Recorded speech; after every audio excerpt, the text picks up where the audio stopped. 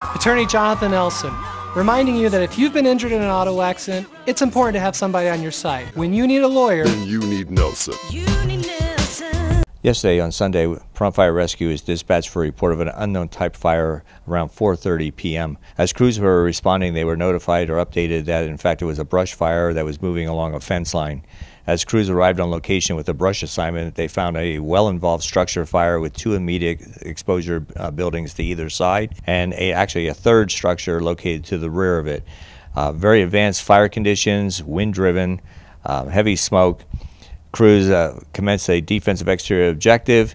One of the things that was really hindering our efforts yesterday was the fact that there was an extreme overabundance of personal property stored behind a large perimeter fence that was also fortified with steel gating and barbed wire across the top. When crews attempted to get over that fence and through it, they found that the fortification actually hid a tremendous amount of personal property, several feet thick and deep, and also approximately 6 feet high. Crews then pulled much of that material away, tried to make way into the structure, and found similar conditions throughout the dwelling. There were no life safety issues attached, therefore we remained with the defensive exterior because we couldn't risk any firefighters' lives due to the overabundance of fuel load within the structure, the advanced fire conditions, and of course the very little access. Valley Electric responded. They secured a power pole which was burning at the rear of the property.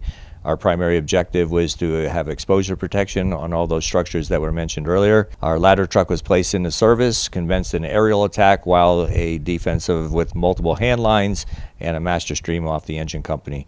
Fortunately, this fire occurred in an area with fire hydrants. However, there was a poor performing hydrant that also hindered our progress on the fire. This is a long duration incident.